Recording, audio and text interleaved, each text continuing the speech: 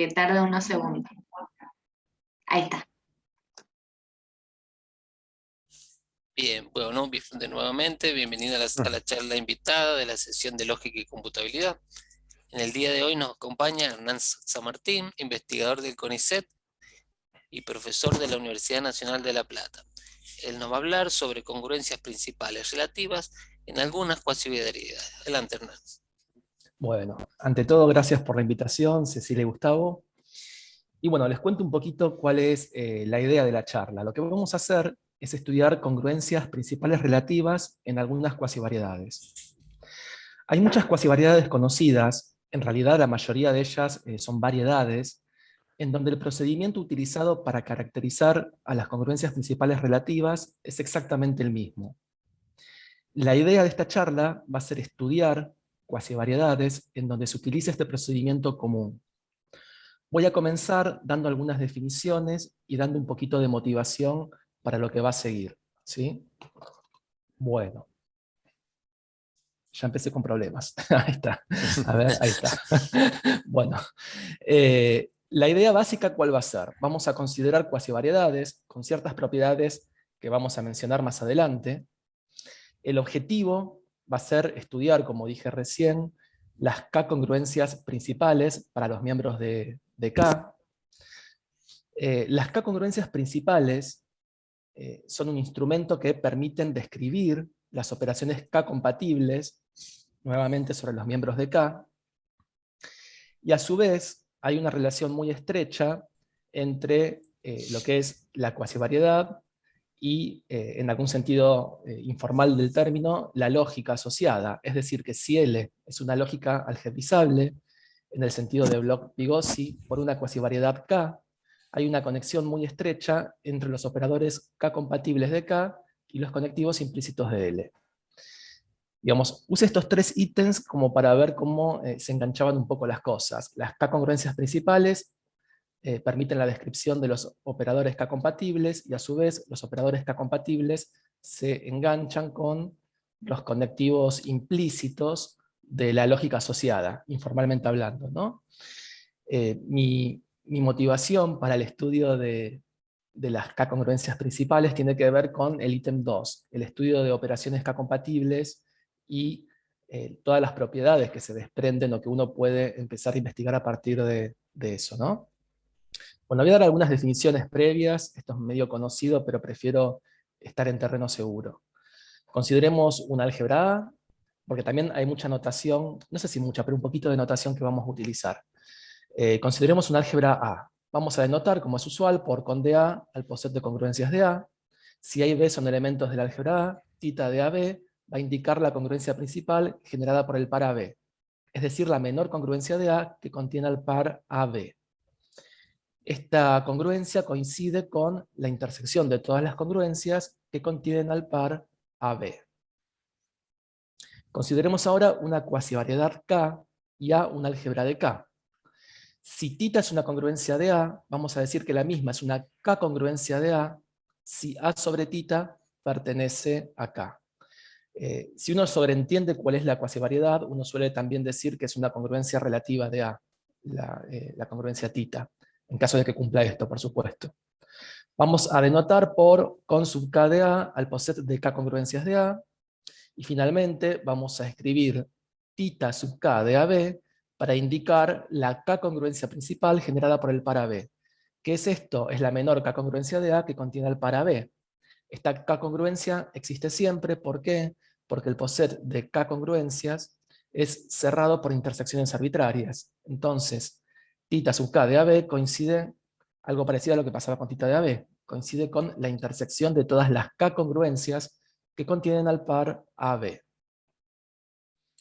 Bueno, algunos comentarios. En el caso de que K sea una variedad, las K-congruencias, bueno, y A un miembro de K, las K-congruencias de A coinciden con las congruencias de A, que en consecuencia, la K-congruencia principal generada por un par AB coincide con la congruencia principal generada por AB. Lo que vamos a hacer ahora es ver cómo esto se vincula con las operaciones K-compatibles, por eso vamos a definirlas primero. Consideremos un álgebra A y una función linearia sobre A. F se dice compatible si cada congruencia de A es una congruencia de la álgebra extendida AF.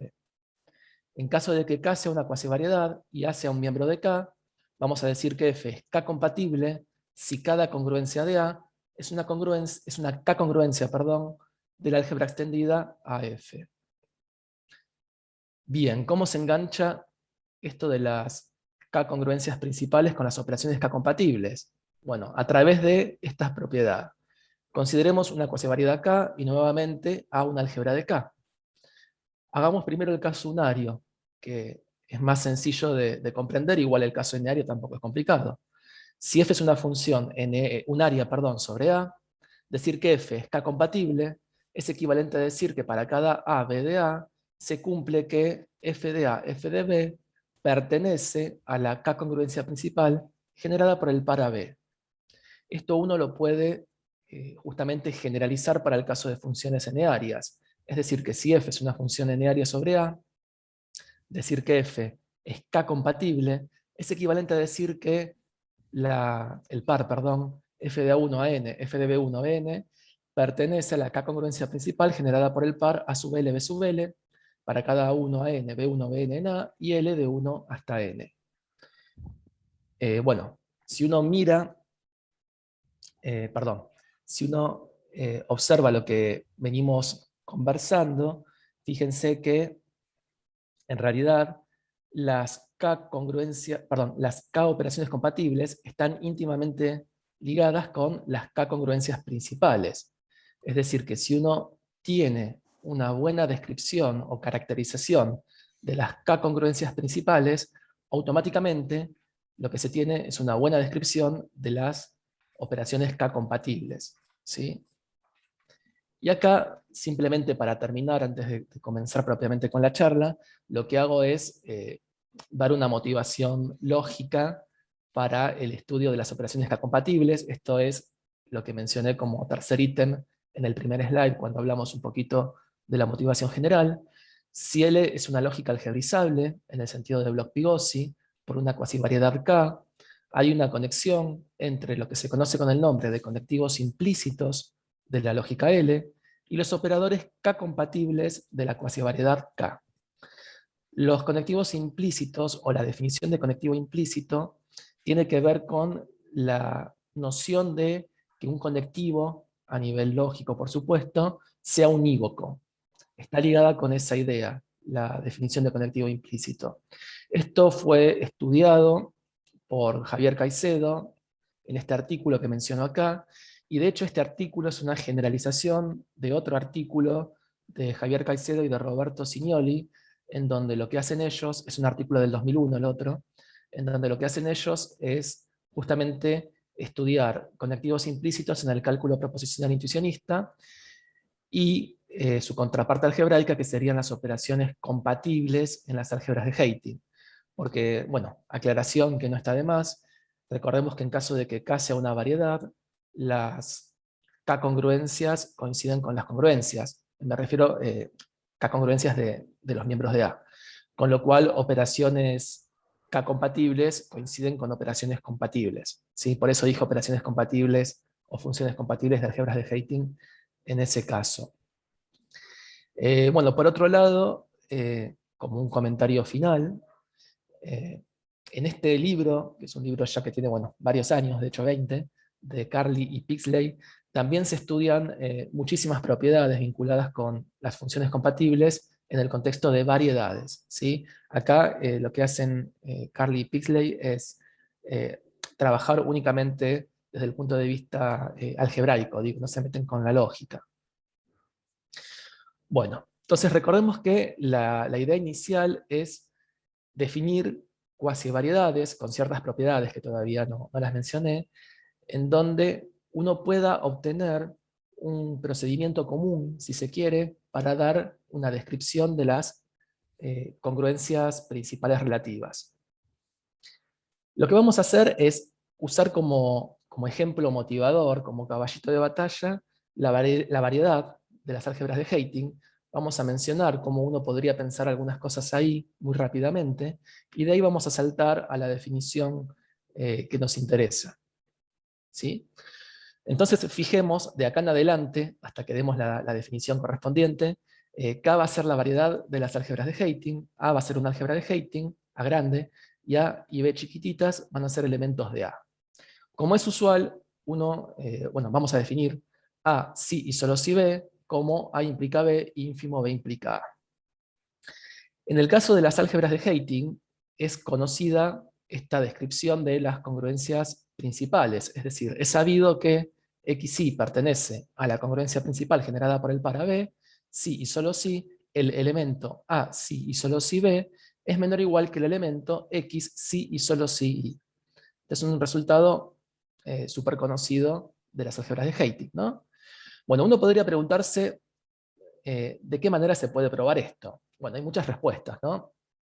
Una manera, esto podría ser un ejercicio, una práctica para alguien que está empezando a estudiar, bueno, o cuestiones de álgebra universal, o cuestiones que tienen que ver con álgebras de Boole, retículos, álgebras de Heyting. Uno podría decir, bueno, fijemos A y B, elementos de una álgebra de Heyting, definamos la relación binaria XY pertenece a R, si y solo si el elemento A, si y solo si B es menor o igual que X, si y solo si Y, y bueno, pruebe que efectivamente esa relación es una relación de equivalencia, es una congruencia, en el sentido de álgebras de Heyting, y es la menor congruencia que contiene al par AB. Bueno, uno podría encararlo así.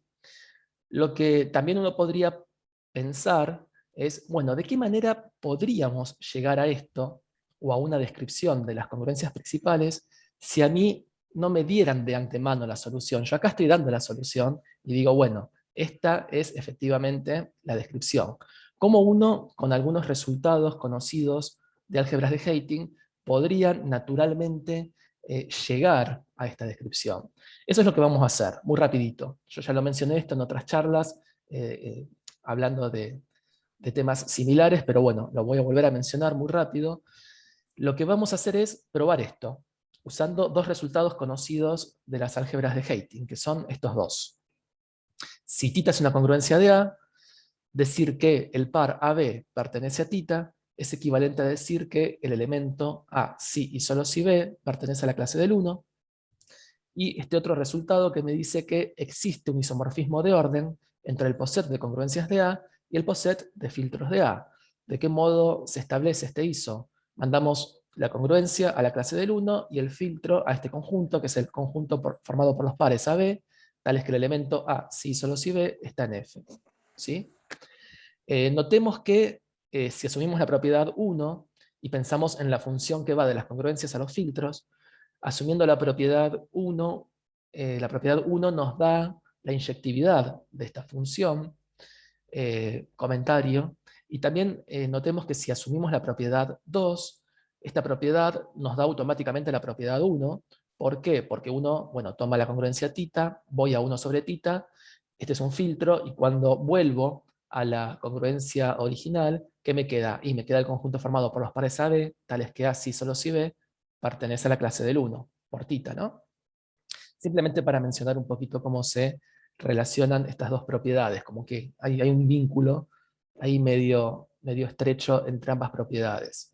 Bueno, finalmente comentario, para cada elemento de A vamos a escribir de este modo al filtro principal generado por A, es decir, al conjunto formado por los B en A, tales que B es mayor o igual que A chiquitita.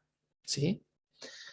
Bueno, recuerden que queremos probar cómo se describen a las congruencias. ¿Ustedes ven esto que estoy viendo yo? ¿Está compartiendo la pantalla o lo veo yo nada más? Sí, sí, sí, se ve Se clarito. ve y no sé cómo sacarlo. Y la Pero bueno, manito también. esto, fijar, ahí está. Ahí lo saqué. Bueno, entonces, veamos primero esto. Que 1 sobre θ de AB para A y B elementos dados coincide con el filtro principal generado por este elemento. Bueno, ¿cómo podría salir esto? Bueno, θ de AB coincide con la intersección de todas las congruencias que contienen al par AB.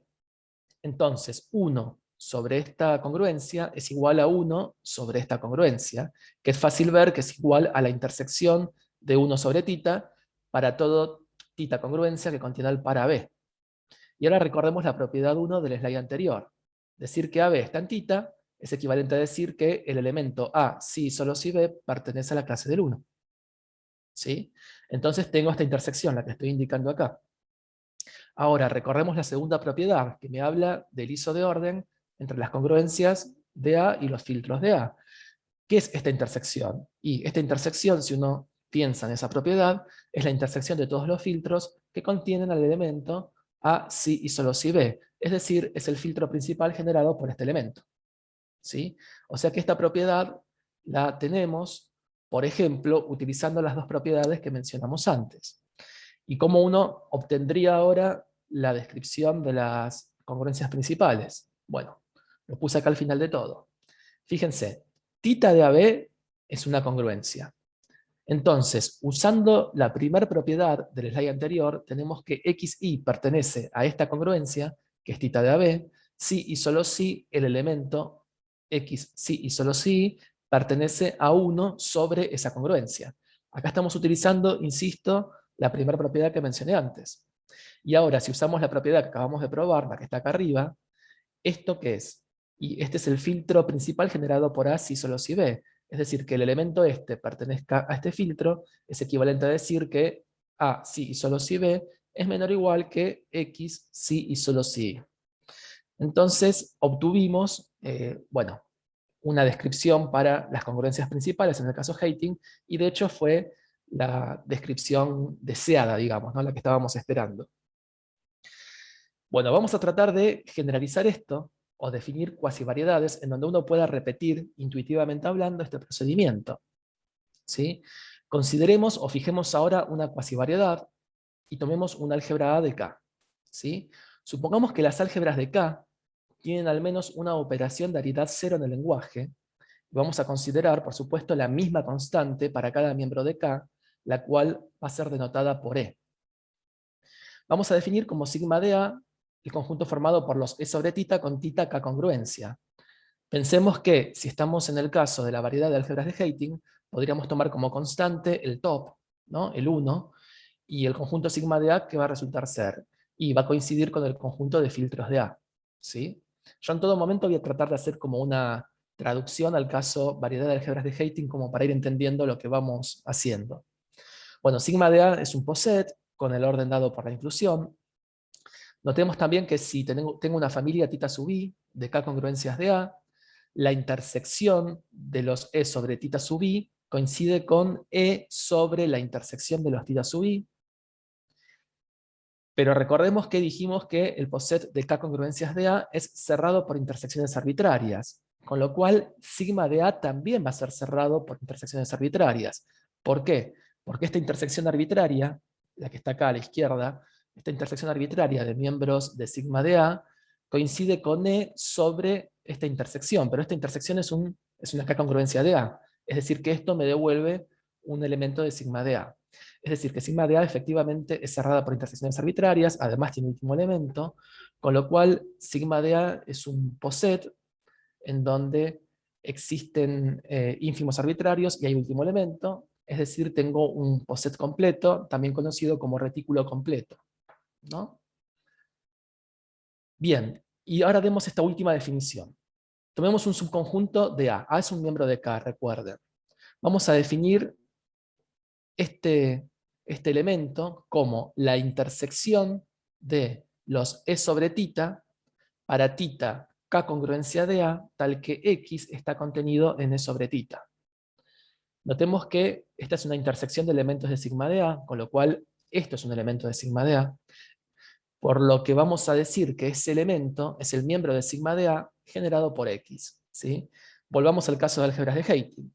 Si tengo la variedad de álgebras de Hating y tomo como elemento como constante E el top, ¿qué significa esto? Y esto sería la intersección de todos los filtros que contienen al conjunto X, es decir, el filtro generado por X. ¿Sí? Y ahora sí, vamos a dar la definición de las cuasivariedades que nos interesan. Fíjense.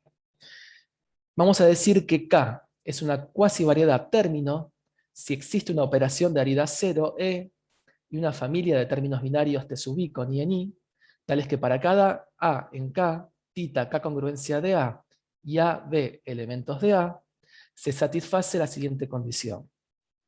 Decir que AB está en tita es equivalente a decir que el par T sub I de AB, E, pertenece a tita para cada I en I. En tal caso vamos a decir que este par, el par formado por la constante y la familia de términos binarios, es un par asociado a K, por supuesto. Si K es una variedad, vamos a decir que la misma es una variedad término. Comentario: si tenemos la variedad de álgebras de Heyting, ¿sí? En ese caso podemos tomar como constante E, como operación de Derrida cero, el top, como dije antes, y como familia de términos binarios, la familia que tiene un único término binario, llamémosle T, en donde T de AB va a ser el elemento A, si y solo si B. ¿Sí? En ese caso se verifica esto, porque es la primera propiedad que mencionamos antes cuando estudiamos a las álgebras de Heyting, con lo cual la variedad de álgebras de Heyting efectivamente es una variedad término. Bueno, algunos comentarios antes de mencionar varios ejemplos. Bueno, fijemos K, una cuasivariedad término, tomemos un par asociado a K y a un miembro de K. Dos preguntas. Bueno, perdón, antes de ir a las preguntas, vamos al resultado principal. Yo ya me estaba adelantando. Iba a hacerme algunas preguntas sobre el resultado principal y todavía no di el resultado principal. Bueno, vamos a ver cómo a partir de esto uno puede describir a las K-congruencias principales. La manera básicamente va a ser, la manera de hacerlo básicamente va a ser imitar lo que uno hace para el caso de álgebras de Heyting. Bueno, si uno toma tita y psi K-congruencias de A, decir que tita está contenido en psi es equivalente a decir que E sobre tita está contenido en E sobre psi. Esto es una cuenta muy rapidita que sale a partir de la definición. Y este otro lema, que más que lema es un remark, pero bueno, me parece que ponerle el nombre lema es como, nada, ponerle una categoría muy grande, pero bueno, subirlo demasiado de nivel. Existe un isomorfismo de orden entre el poset de K congruencias de A y el poset sigma de A, en donde uno define ese iso de este modo: a tita lo mandamos a E sobre tita y a E sobre tita a tita. Bueno, la buena definición es automático por cómo se define sigma de A. El hecho de que es surjectivo también, si pensamos desde acá hacia acá, el hecho de que tenga una surjección también es inmediato, por cómo está definido todo. El hecho de que tengo una función inyectiva sale del lema anterior, porque en particular del lema anterior sale lo mismo reemplazando el contenido, el incluido, perdón, por el igual. Entonces tendríamos una biyección, y nuevamente usando el lema anterior tendríamos un iso de orden. ¿Sí? Entonces, con estos dos ingredientes, lo que uno puede hacer es probar este resultado. ¿Sí? Para cada A en K y A, B, X, Y elementos de A, decir que X, Y pertenece a la K congruencia principal generada por AB, es equivalente a decir que para cada J en I, T sub J de X, Y pertenece a este conjunto. ¿Sí? Recordemos que este conjunto es el menor miembro de sigma de A que contiene al conjunto que está adentro de los brackets, es decir, el conjunto formado por los términos binarios, estos, ¿sí? Evaluados en AB. Pensemos nuevamente en la variedad de álgebras de Heyting. Ahí tengo un único término binario tomando la constante, como constante el top. En ese caso lo que estaríamos diciendo es que X, si y solo si Y pertenece al filtro principal generado por A, si y solo si B. ¿Sí? Que ya conocemos cómo queda eso, ¿no? El A si solo si B menor o igual que X si solo si Y. Bueno, antes de mencionar algunos ejemplos, no vamos a entrar tampoco muy en detalles con todo esto, uno podría preguntarse si existe alguna variedad, de hecho cuasi variedad, pero bueno, me lo pregunté con variedad, ¿existe alguna variedad que no sea una variedad término? Bueno, la respuesta es afirmativa. Uno podría considerar la variedad de retículos distributivos con top. ¿Sí? En este caso, la única constante posible a considerar es el top. ¿Sí? Entonces lo que se puede probar es que no existe ninguna familia de términos binarios tales que el top con esa familia satisfaga la definición de ser una variedad término. Bueno, uno podría preguntarse si a pesar de eso, ese ejemplo que uno consideró satisface la conclusión del teorema anterior para cierta familia de términos binarios. ¿sí? Si a pesar de no satisfacer la hipótesis, satisface la conclusión para alguna familia de términos binarios. Bueno, la respuesta es también negativa. Perdón, acá la respuesta es negativa. No, digamos, se puede probar que esa variedad efectivamente no satisface esto para ninguna familia de términos binarios, ¿sí? Bueno, ustedes se preguntarán por qué por ahí estudiar esto, o por qué, bueno, ya motivé un poco en lo personal por qué el estudio de las congruencias principales, pero por qué el hacer esto así medio en general, o mencionarlo un poquito más en general.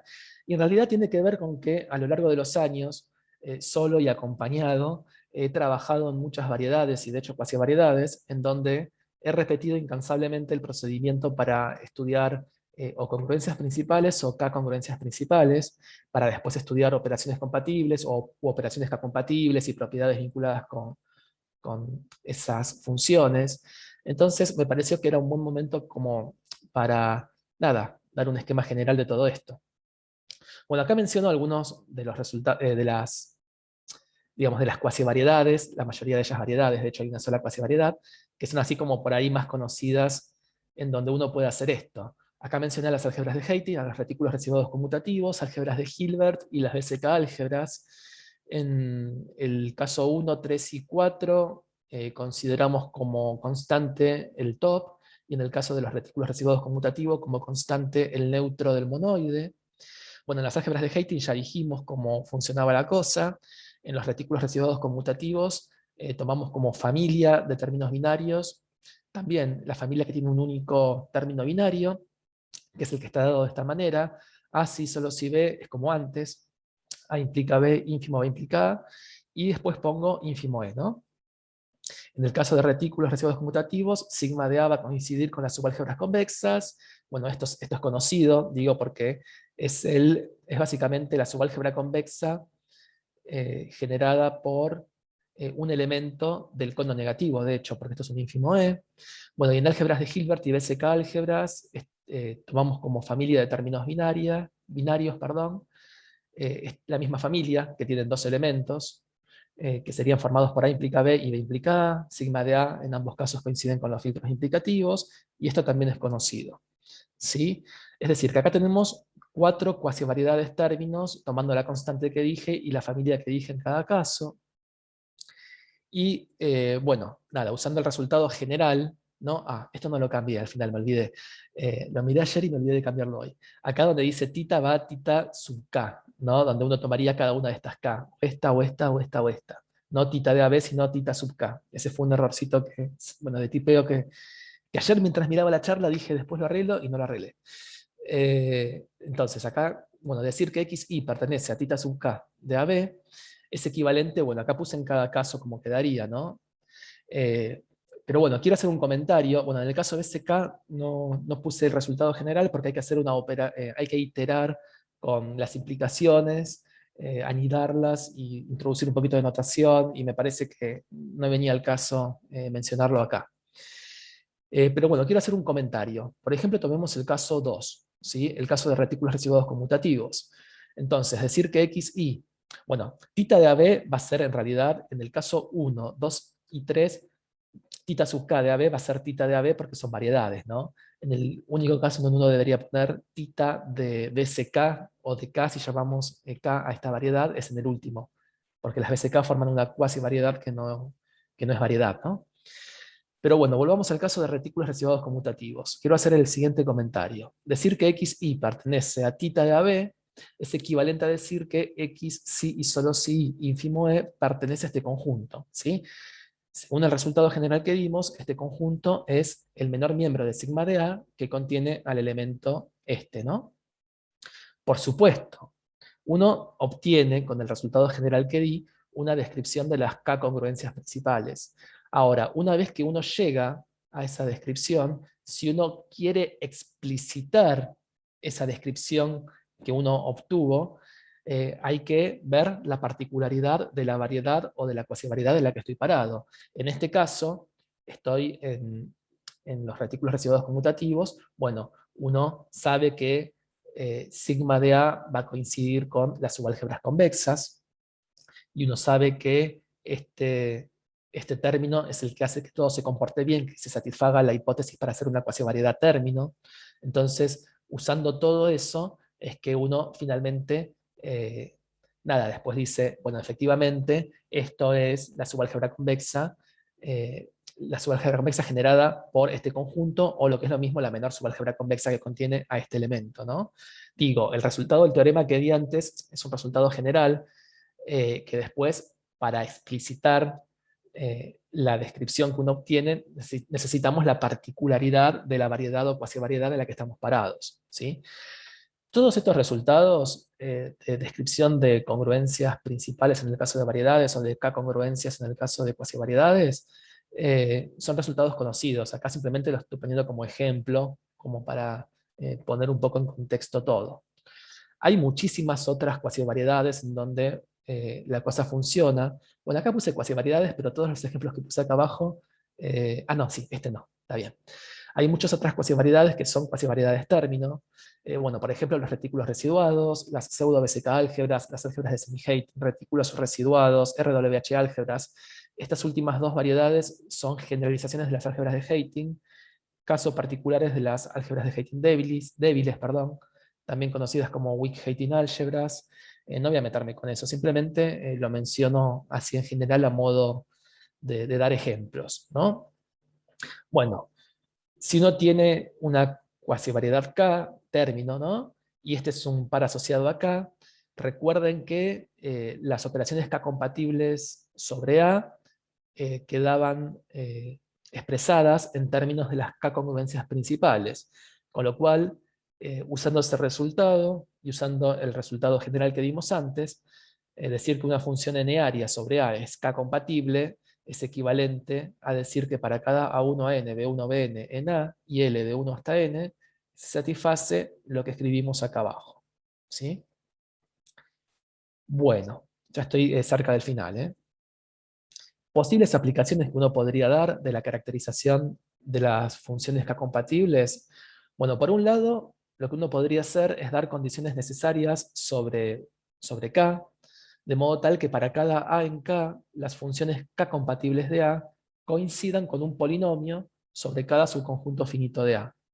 En el caso de que K sea una variedad, esto lo que nos dice es que la misma es localmente afín completa, ¿sí? Y por otro lado, uno podría dar métodos que permitan construir funciones K compatibles. Básicamente lo que uno puede hacer es dar restricciones sobre K, ¿sí? Siempre estoy parado en cuasivariedades términos, en donde fijo la constante y fijo la familia de términos binarios, perdón. Poniendo un poquito de condiciones adicionales sobre la cuasivariedad K, uno puede hacer lo que puse acá como primera aplicación y también lo que puse acá como segunda aplicación. Todo esto estuvo motivado por muchas cosas que hice, insisto, a lo largo de los años en distintas variedades. Voy a mencionar muy rápidamente, el primer caso, cosas que uno podría hacer, y terminamos con eso. Bueno, tomemos una álgebra A en K, supongamos que sobre esta álgebra es posible definir un orden parcial, ¿no? Lo vamos a denotar de modo usual al orden parcial. Para cada subconjunto de A, si existe el supremo de ese subconjunto, llamemos S al subconjunto, vamos a indicar al supremo de S como es usual, como está indicado acá. Y ahora viene esta definición, que parece como medio rara, pero que no es tan complicada si uno después piensa en un ejemplo concreto, ¿sí? Yo lo voy a decir en general y ahora les comento un ejemplo concreto. Tomemos K mayor o igual a 1. Supongamos que existe un término Q de aridad 2K más 1, tal que para cada A en K se satisfacen estas dos propiedades, ¿sí? Por un lado, Q de X sombrero I es I para cada X sombrero en A a la K, y cada I en A, y por otro lado, para cada X sombrero y sombrero en A a la K, y cada ZW en A,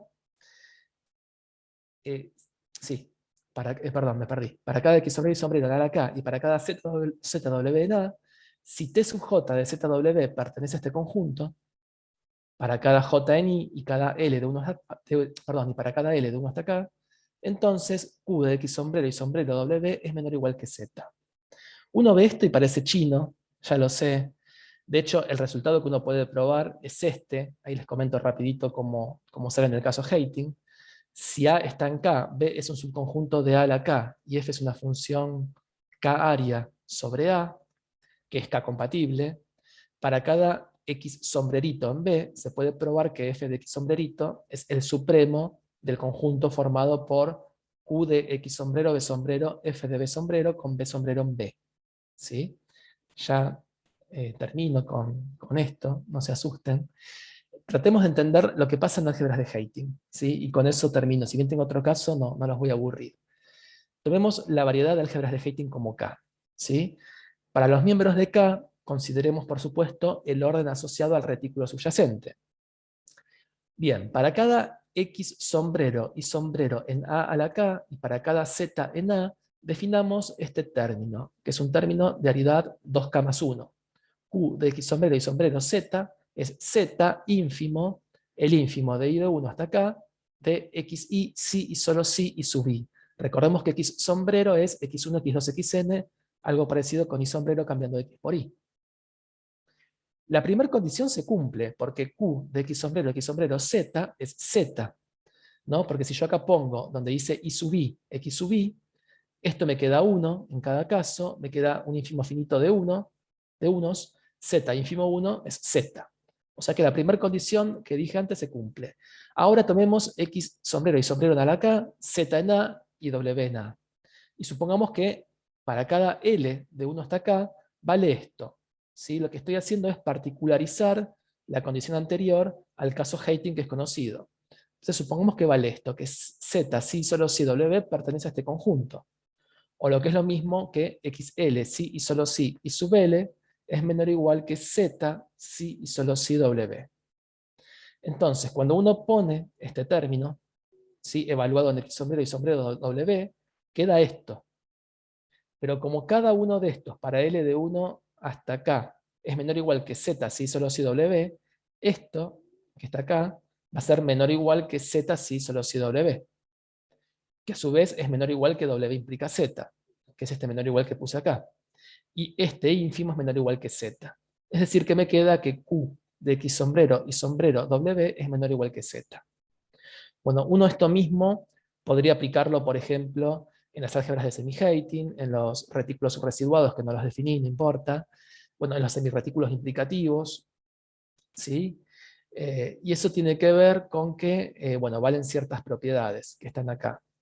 Notemos que por esta propiedad, que vale en general, siempre y cuando se satisfagan las hipótesis, tenemos resultados conocidos, ¿no?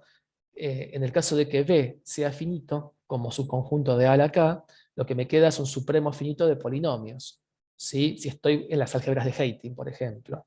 Lo mismo si estoy en las álgebras de semi-Hating o en los retículos subresiduados. Con lo cual, esas variedades son localmente afín completas. La idea fue dar condiciones generales en donde uno pudiese probar alguna propiedad de este estilo, ¿sí? Nada, viendo lo que sucedían en muchas variedades o cuasi variedades, en este caso fueron todas variedades conocidas, ¿sí? Y después se puede hacer algo parecido, no sé si, bueno, lo menciono rápido, total ya es lo último. Uno podría pensar en, por ejemplo, los retículos residuados conmutativos, ¿sí? Y otras variedades en donde la descripción de las congruencias principales es un poquito más complicada, porque no queda EDPC, queda una condición que está indexada con la existencia de un natural en cada caso. Entonces, lo que uno puede hacer ahora es, digamos, suponer que existe una familia. Antes era un único término de aridad 2K más 1. Ahora podemos suponer que existe una familia Q sub n con n natural de términos de aridad 2K más 1, tal que para cada A en K se satisfacen estas dos condiciones. La primera es la misma que antes, ¿sí? Simplemente que en lugar de poner Q pongo Q sub n.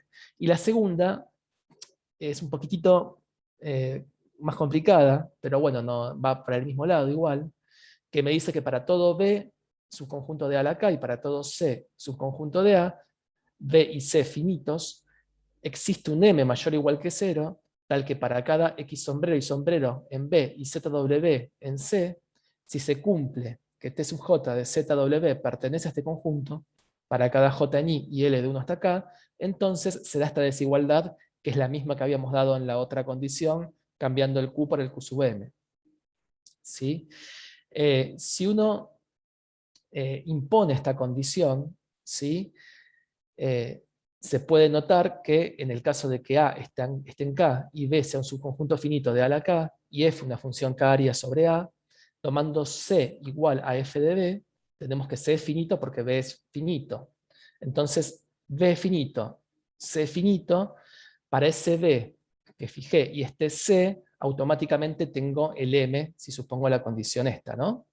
Tomando como C el F de B.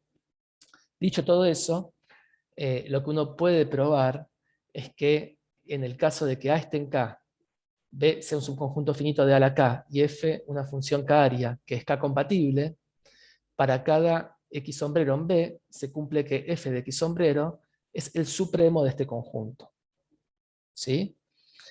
Nuevamente, el M es el que existe a partir del B y del C, ¿no? El C sería F de B en este caso. Bueno, esto lo hice imitando lo que uno hacía, por ejemplo, en las RWH álgebras, que no las definí, en los retículos residuados conmutativos. Bueno, uno puede ver que, por ejemplo, este caso, o la hipótesis de este caso, se cumple para el caso de retículos residuados conmutativos y de RWH álgebras. En el caso de retículos residuados conmutativos, uno tomaría como familia de términos de aridad 2K+1 estos que puse acá, ¿no? Y bueno, nada, de ahí se desprendería también que las variedades de retículos residuados conmutativos y de RWH álgebras son localmente afín completas. Hay más ejemplos de variedades que se meten dentro de esto, ¿no?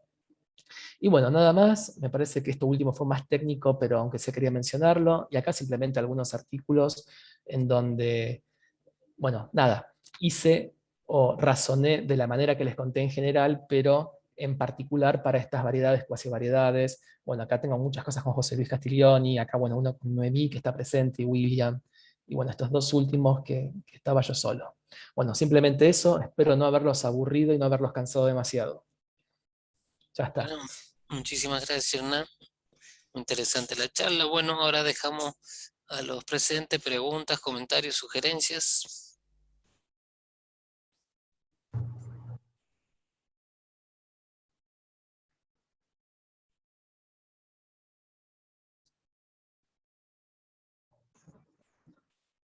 Yo tengo una pregunta.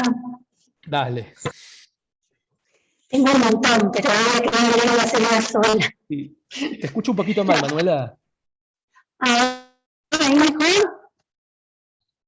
Ahí, a ver. Hola. Sí, ahí mejor. Sí, igual tengo, uno está ladrándome afuera, así que es imposible. Ah, No, muy lindo, me encantó el tema.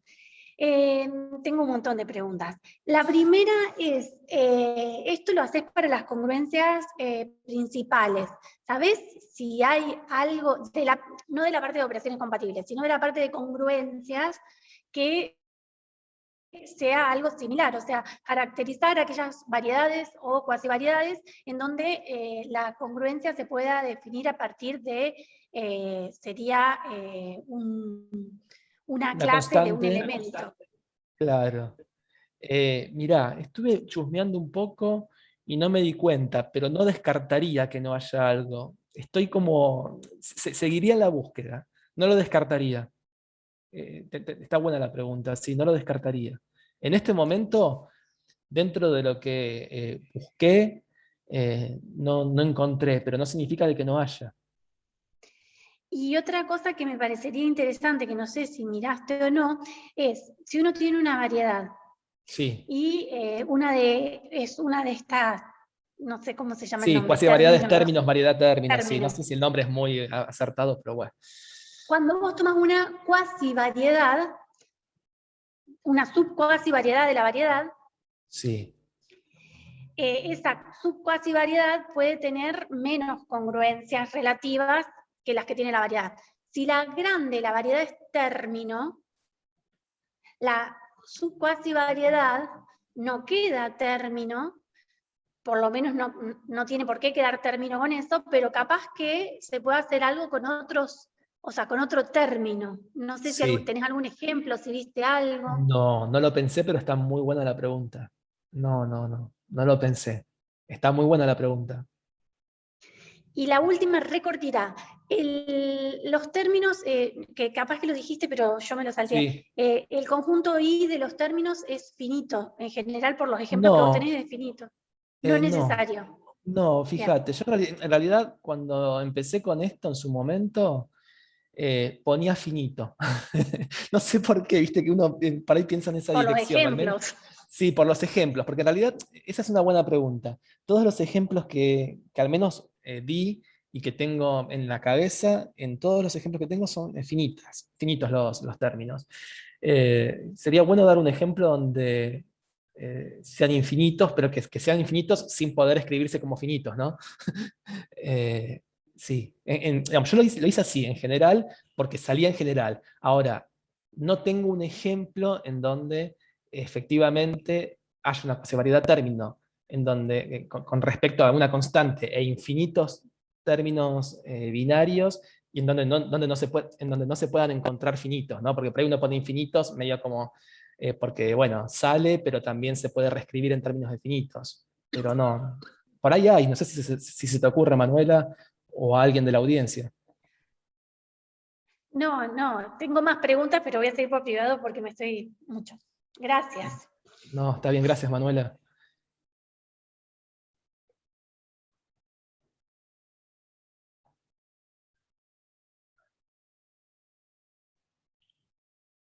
¿Alguna otra Silencio. pregunta? Haz una más, Manuela. Si nadie pregunta. Sí, yo tengo un comentario. ¿Se me oye a mí? ¿Se me oye? Sí. Sí. Yo tengo un comentario relacionado con con lo que ha dicho Manuela. Yo creo que hay la noción, al menos en variedades, y en lógica también, de tau regular o de constante regular, que viene a ser esta noción de que la constante te determina la congruencia. Y creo que hay cosas hechas aquí. Ahora no tengo muy presente. Es que algún artículo de Raftery creo que trata Yo había escuchado el nombre, pero no sabía si había un análisis profundo sobre eso. O sea, como que Yo le ponían creo el que hay algún nombre. artículo de Raftery sobre alguna de estas lógicas. Y bueno, además lo liga con las lógicas y si este tau es la verdad o no es la verdad. Pero el concepto de uno regular yo creo que es esto en el caso general. O sea, que la constante, la clase de la constante te determina toda la congruencia. En este caso sería distinto porque solo pides la congruencia principal y además a la congruencia relativa. O sea, pero bueno, eso es, de alguna forma, por un lado lo generalizas a cualquier cuasivariedad, pero por el otro lado lo restringes a las congruencias principales, ¿no? O sea, pero yo creo que algo tiene que estar relacionado aquí. Gracias, Javier. Este es mi comentario. Sí, sí. Sí, Me yo gustaría, si creo que tenés el puedo artículo. agregar algo ahí, me parece. Sí. Me parece que hay un trabajo de Miguel Campercholi con Raftery, en el que hacen un análisis bastante detallado de las congruencias en cuasivariedades y las propiedades de congruencias en cuasivariedades. Y ahí prueban varias cosas generales, me parece que está ahí, que prueban varias cosas generales sobre congruencias principales y definibilidad de congruencias principales por diferentes tipos por fórmulas PP, por diferentes tipos de fórmulas. Y no sé, no recuerdo bien cómo es todo eso, pero me parece que lo de la finitud que estaba preguntando Manuela, me da la impresión que se tiene que poder bajar a finito, pero por una cuestión de que es cerrada por productos directos una cuasivariedad. Creo que hay cosas ahí. Creo que es un paper de Miguel Campercholi con Raftery. Bien, lo voy a buscar. No, yo en realidad cuando preparé la charla y cuando empecé a mirar estas cosas, busqué, por supuesto se me habrán escapado 10.000 cosas, pero una de las inquietudes internas que uno siempre tiene cuando trabaja algo es hasta dónde está hecho y hasta dónde no, ¿no? No la parte de regular, ¿eh? Sí. Creo que no trabajan para nada sí. el concepto de congruencias regulares. O Claro. sea, esto de tener un elemento, una constante. Pero sí la definibilidad por ejemplo, con funciones de ecuacional, por ejemplo, si podés tener una definibilidad ecuacional en general, por igualdades de términos, Claro, claro, entiendo. o entiendo. inclusive con existenciales, que sería una PPI. Si, bueno, si es finito, si infinito, creo que de esas cosas sí, no de la parte de regulares, de eso nunca vi nada, pero pegando esas cosas más las cosas de regularidad, capaz que se pueden Claro. Se pueden decir muchas más cosas. Me imagino que sí. Sí, yo creo que se podría tratar de vincular esto con lo que estás diciendo vos, como es Diego, y con lo que me comentó también recién Javier, que Javier, si tenés el artículo ese del que mencionaste, y vos Diego también, igual me dijiste de Campercholi y de Rastery, ¿no? Sí. Sí, sí. El que digo creo que es de Campercholi Rastery. Está bien, está bien, está bien. Javier, no sabía que estabas acá. Si hubiera sabido que estabas acá y que iba a hablar de algunas cosas de estas, no sé, me hubiera dado miedo, te mencioné a vos, ahí como no hubiera hablado tan sueltamente de los conectivos implícitos.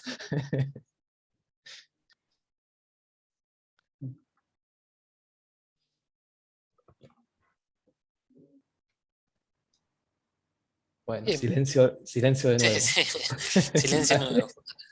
¿Alguien más se anima?